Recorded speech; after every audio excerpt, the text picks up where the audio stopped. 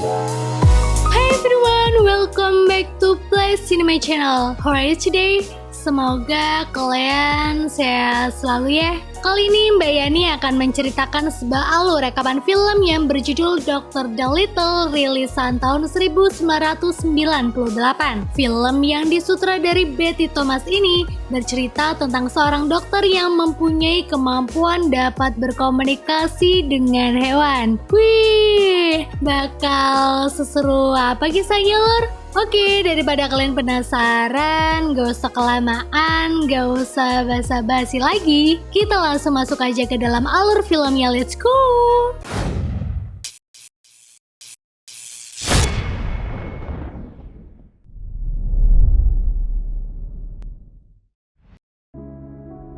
Film dibuka dengan seorang anak kecil bernama John Dolittle sedang dudukan bersama anjingnya. By the way, bocah berusia 5 tahun ini mempunyai kemampuan dapat berkomunikasi dengan hewan. Di sana, John lalu bertanya kepada anjingnya mengapa setiap anjing kalau ketemu selalu saling mengendus pantat. Kemudian si anjing menjawab, karena itu cara mereka berjabat tangan. Mendengar hal tersebut, John pun mencoba mempraktekannya ketika bertemu dengan kepala sekolah barunya. Merasa anaknya bertingkah aneh, akhirnya Archer ayah John memanggil seorang pendeta untuk menyembuhkan John. Namun selama proses penyembuhan, si anjing malah menggigit pendeta tersebut dan akhirnya proses penyembuhan diberhentikan dan si anjing dibawa ke tempat penampungan. Semenjak itu, kehidupan John menjadi normal kembali. Alur maju 30 tahun kemudian, kini John telah menjadi seorang dokter dan memiliki 2 anak yaitu Kelsey dan Maya.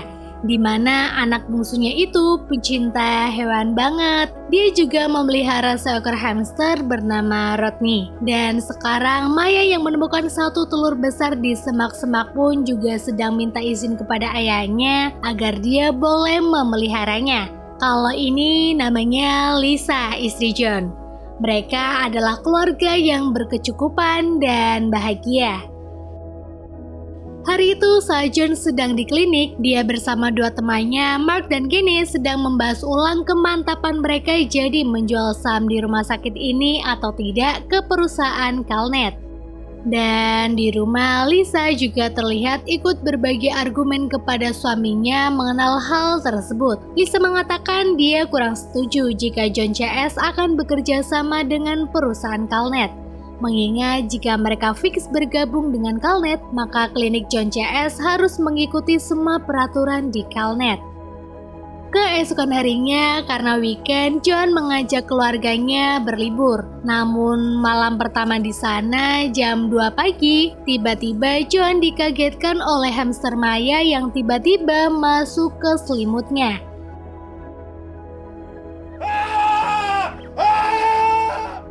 Dan tak lama setelah John mengembalikan Rodney ke kandangnya, dia mendapati panggilan suara dari rumah sakit di mana Nyonya Parkus atau pasien langganannya mengalami alergi karena memakan seafood. Selesai menyuntikkan obat ke pasien, John menemui temannya dan memarahinya. John bete karena dibangunkan jam 2 pagi hanya untuk menemui pasien langganannya itu. Lagian nih ya, kalau bukan John yang nyuntikin tuh obat, Nyonya Parkus gak akan mau. Setelah itu selesai, John mengendarai mobilnya menuju ke rumah. Namun di tengah jalan dia hampir menabrak seekor anjing. Si anjing itu lalu berkata, "Lain kali lihat-lihat dong, tolil." John mendengarnya. Namun menurut John itu adalah suara orang yang sedang menegurnya. Keesokan harinya saat dia bertemu pemilik perusahaan Calnet bersama 2 temannya untuk membahas pembelian saham rumah sakit itu pun lagi-lagi John mendengar suara hewan yang ada di sekitarnya. Merasa syok, akhirnya John memutuskan untuk pulang lebih awal di pertemuan tersebut. Setelah mengambil Rodney, John lalu bergegas untuk menyusul keluarganya yang sedang berlibur. Namun di tengah jalan dia panik lagi ketika mendengar Rodney berbicara. Merasa ini tak wajar, akhirnya John memilih untuk membuang Rodney di pinggir jalan. Tapi karena tak tega mendengar Rodney merengek, akhirnya John kembali mengambil hamster Maya dan menaruhnya di atap mobil. Shut up! I can hear you up there! Shut up! Di sepanjang jalan, John shock sambil mikir, ya masa kemampuan yang dimilikinya dahulu waktu kecil sekarang muncul kembali.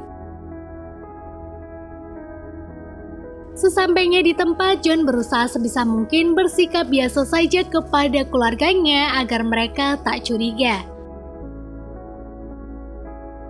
Malamnya, saat dia akan bercocok tanam dengan Lisa, John mendengar suara burung hantu yang meminta tolong kepadanya. Burung itu meminta kepada John untuk mencabutkan ranting yang menancap di sayapnya. Setelah selesai, burung itu pun berterima kasih kepada John. Tapi masalahnya, kini John telah kehilangan hasratnya untuk bercocok tanam. Kini dia mulai panik dengan suara-suara hewan di sekitarnya. Dan akhirnya John memilih untuk kembali ke kota dan menghubungi temannya agar dapat memeriksa dirinya. Sesampainya di rumah sakit, lagi-lagi John dibuat stres karena melihat 2 ekor tikus yang sedang berkelahi merebutkan makanan di tong sampah. Karena tak tahan, John memarahi 2 tikus tersebut. Tapi di tengah pembicaraannya, teman John datang. Dan ya agak gimana gitu melihat John ngomong sendiri. Namun saat diperiksa ternyata John tidak memiliki kelainan apapun. Akhirnya John mencoba menjelaskan kepada si dokter tentang keahliannya itu. Namun dokter itu tak percaya dengan apa yang John katakan. Keesokan harinya saat John sedang menghubungi Lisa, tak sengaja dia melihat anjing yang hampir dia tabrak di malam itu. John lalu mengikuti petugas yang membawa anjing tersebut ke penampungan hewan di kotanya. Ternyata sebagai bentuk permintaan maafnya, John akan mengeluarkan si anjing agar bebas kembali. Setelah si anjing bebas, dia yang tidak ingin ditinggal oleh John pun tiba-tiba pura-pura sakit. Akhirnya John yang tak tega membawanya ke klinik hewan. Sesampainya di klinik, John sempat runyam hatinya saat melihat seekor anjing yang akan dikepiri oleh majikannya. Kini giliran anjing John yang diperiksa. Di sana visi dokter yang telah berpengalaman memasukkan termometer ke anus si anjing. Namun tak sengaja termometer tersebut masuk semua ke dalam anusnya si anjing. Dan Fizz dengan santai mengambilnya kembali menggunakan tangannya. Ya, hanya John yang tahu bagaimana keluhan anjing tersebut. Setelah keluar dari klinik itu, John kemudian menurunkan anjing tersebut di tepi jalan. Namun ketika John tengah berbicara dengan Maya di telepon, tuh si anjing tiba-tiba masuk ke mobil dan menggonggong. Seketika Maya kepedean berpikir ayahnya akan membawakan anjing untuknya. Mendengar anaknya antusias, akhirnya John memutuskan untuk memelihara anjing tersebut. Anjing itu pun kini diberi nama Lucky. Dan Maya sangat senang dengan kehadiran Lucky. Setelah menyuruh anaknya untuk bermain dengan kawan-kawanannya kembali, John membawa Lucky ke rumahnya. Namun di jalan dapat kita lihat lur, tuh Lucky yang jarang naik mobil merasa pusing bahkan hampir muntah. Malamnya di hutan terlihat burung hantu yang sempat dibantu oleh John sedang bilang kepada teman-temannya bahwa John adalah orang yang dapat membantu mereka saat dalam kesusahan. Scene berpindah di rumah terlihat John sedang bersiap untuk bercocok tanam dengan Lisa. Namun tiba-tiba suara bel berbunyi dan ternyata tamunya adalah 3 ekor domba yang ingin meminta bantuan. Tak lama hewan-hewan lainnya pun ikut datang. Karena John mondar-mandir keluar, akhirnya Lisa ngambek karena kehilangan hasratnya untuk bercocok tanam. Setelah memastikan seluruh anggota keluarganya sudah tidur, akhirnya John membawa hewan-hewan itu masuk ke ruang tamunya. Satu persatu John memeriksa hewan di sana. By the way, pasien John rupa-rupa banget nih keluhannya. Seperti monyet yang mengeluh karena terlalu mabuk, kuda yang mendapati masalah dalam penglihatannya, dan akhirnya John memberikan kacamata untuknya, dan lain-lain. Selesai mengobati para hewan-hewan tersebut, John mendapati laporan dari si monyet bahwa ada seekor harimau sirkus yang akan bunuh diri. Mendengar itu, John bersama Lucky dan si monyet diam-diam OTW banter menghampiri si harimau yang berada di mercusuar. Di sana John berkenalan dengan si harimau. Dan setelah didekati, ternyata si harimau mengalami mual, sakit kepala, serta penglihatan ganda karena insiden saat di sirkus. John lalu melakukan negosiasi kepada harimau itu agar dia mau kembali ke tempat sirkus. Dan harimau itu pun mau. Di keesokan harinya, setelah John menelpon Dr. Fish, dia pergi ke tempat sirkus. Di sana, dia yang telah mendapat bekal pengetahuan dari Fish berjanji kepada si harimau untuk mengobati dirinya sampai sembuh. Namun ketika dia kembali ke rumah sakit, John melihat 2 ekor tikus yang sering di tong sampah, salah satunya sedang tergeletak tak berdaya. Akhirnya karena kasihan, John membawanya ke klinik. Namun saat si John sedang memeriksa tikus itu, Lisa bersama 2 dokter lainnya datang. Karena sedang darurat, John tak bisa menjelaskan secara rinci kepada istrinya. Dia kemudian kembali melakukan pertolongan untuk si tikus dengan memberikannya nafas buatan. Yeay! Tak lama tikus itu pun kentut dan ternyata dia terkapar lemas karena mengalami kembung. Wasyu, wes diberi nafas buatan, cok. Oke, lanjut. Akibat kejadian tersebut, John dibawa ke rumah sakit jiwa. Di sana John diperiksa oleh dokter bernama Blaine yang ternyata adalah teman sekampusnya dahulu. Lisa juga datang menjenguk dan dalam obrolannya, John mencoba menjelaskan kepada Lisa bahwa dia sebenarnya memang bisa berbicara dengan hewan. Namun istrinya itu tak percaya dan memilih untuk pulang. Beberapa hari kemudian, Blaine menguji John dengan membawa orang hutan ke sana serta menempelkan alat penangkap gelombang otak di hewan itu. Tapi saat ujian sedang berlangsung, si orang utan tak mau berkata satu kata pun. Hal itu pun membuat John kembali dibawa ke kamarnya karena dianggap tidak lolos ujian. Namun saat John akan keluar dari pintu, si orang utan tiba-tiba bicara pakai bahasa Spanyol. Ternyata orang utan itu orang Spanyol. Well adalah, pantesan John ngomong dia nggak bisa jawab ya lur. Di hari itu juga Mark datang mengunjungi John. Dan maksud kedatangan Mark ke sana yaitu untuk merayu John agar tidak melakukan hal-hal aneh di sana selama sehari. Karena dengan itu John akan dibebaskan. Mark berkata seperti itu karena tidak ingin John tidak hadir di acara konferensi pers nanti. Malamnya, Lucky pergi menemui John dan menyampaikan bahwa kini kesehatan harimau yang di sirkus itu semakin memburuk. Namun bukan jawaban positif yang Lucky dapat. Yang ada, John malah mengusirnya dan berkata dia tidak akan membantu si harimau dan para hewan-hewan lainnya. Merasa kesal dengan Lucky, John akhirnya melampiaskan perasaannya dengan berteriak. Stop talking to me! Ah! Keesokan harinya, John menemui Blaine dan minta agar temannya itu sesegera mungkin menandatangani formulir pelepasan John. Blaine tetap tidak mau karena pada kenyataannya John masih terus bicara dengan hewan. Akhirnya John terpaksa mengancam Blaine jika dia tidak melakukannya, maka John akan bilang kepada para dokter lainnya kalau dia pernah melihat Blaine menaruh baju balet merah muda di tasnya. Akhirnya karena takut dipublish, Blaine memilih untuk menandatangani formulir tersebut. Di rumah, kedatangan John disambut hangat oleh keluarganya. Keesokan harinya, John kembali ke rumah sakit dan kali ini dia mencoba untuk lebih peduli dengan para pasien dan mencoba untuk menjadi manusia normal dengan sok-sokan tidak peduli sama ucapan hewan-hewan di sekitarnya. Mark yang melihat John kembali bekerja di rumah sakit itu pun sangat happy karena usahanya untuk mendapatkan uang dari perusahaan Calnet sebentar lagi akan berhasil. Di rumah terlihat John juga memarahi Maya yang terus bermain dengan Rodney.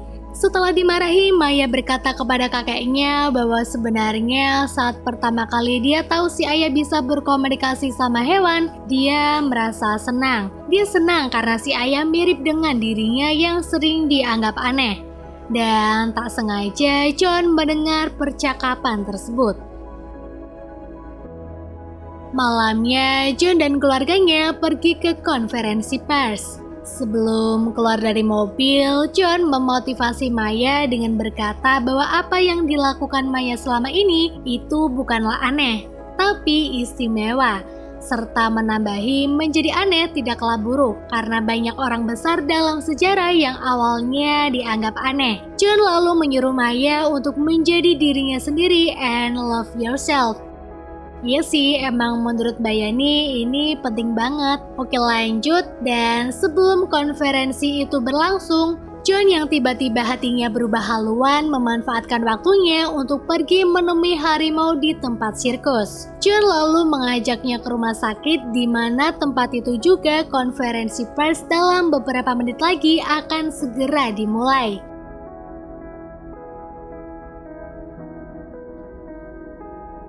Di sana, John meminta tolong kepada 2 tikus penghuni tong sampah untuk mengawasi keadaan sekitar. Sementara di tempat sirkus, terlihat si pemilik taman hiburan itu sedang menelpon polisi karena menganggap harimaunya telah dicuri oleh seseorang. Dan sepasang burung dara yang mengetahuinya pun langsung pergi menemui teman-temannya untuk membantu John. Balik lagi ke rumah sakit, terlihat para tamu undangan sudah mulai berdatangan. Di sana nih Lur Mike apes nih, di mana Gene yang tak sengaja mendorong pintu rumah sakit dengan keras melukai hidungnya. Karena sepertinya hidung Mark patah, akhirnya Gene mengajaknya ke ruang klinik untuk diperiksa. Namun di dalam ternyata ada John yang sedang menyiapkan segala peralatannya untuk mengoperasi si harimau. Tentu Mark dan Gene yang melihat ada harimau di sana pun merasa terkejut dan langsung berlari. Namun Gene yang sedikit percaya dengan kemampuan John kembali masuk ke ruangan dan membantu John.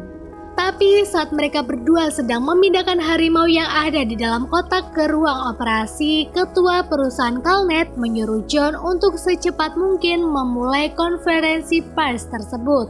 Nah, si harimau yang tak sengaja melihat Rodney merasa tertarik dan ingin menangkapnya untuk dimakan. Akhirnya si harimau keluar dan seketika semua para tamu undangan merasa terkejut serta ketakutan lah ya pastinya. Ketua perusahaan Calnet lalu meminta penjelasan yang jelas mengenai hal ini. Ya, kenapa tiba-tiba ada harimau di tengah konferensi pers? Dan akhirnya John berkata bahwa dia tidak memiliki alasan yang rasional. Akan tetapi dia sekarang memang sedang berusaha untuk menyelamatkan harimau ini dari sakitnya. Di luar rumah sakit terlihat para polisi sedang bersiap untuk menangkap siapa penculik dari harimau tersebut. Namun anehnya para hewan-hewan yang pernah ditolong oleh John semua ada di depan rumah sakit untuk menghalang-halangi para polisi itu. Balik lagi ke dalam rumah sakit, kini proses operasi harimau itu pun berlangsung. Terlihat Arthur sedang menjelaskan kepada menantunya bahwa John memang bisa bicara dengan hewan. Akhirnya Lisa pun percaya dengan apa yang dikatakan mertuanya dan dia kemudian masuk ke dalam ruangan operasi. Lisa mencoba bertanya kepada John apa yang sedang harimau itu ucapkan. Lalu John menjawab bahwa dia berkata sakit. Lisa lalu meraih tangan harimau itu dan mencoba menenangkannya.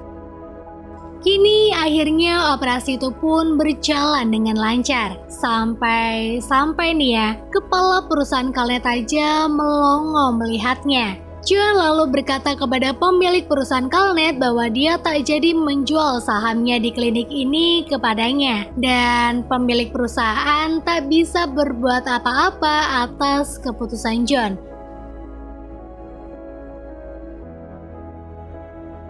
Keesokan harinya, telur yang ditemukan Maya di awal film kini terlihat sedang menetas. Lihat, ternyata itu telur buaya, Lur. John lalu memberi lampu hijau kepada Maya untuk memelihara buaya tersebut. Kini akhirnya John tak jadi menjual rumah sakitnya, dan sekarang dia juga telah memiliki sebuah rumah sakit khusus untuk hewan. Wih, dan film pun selesai.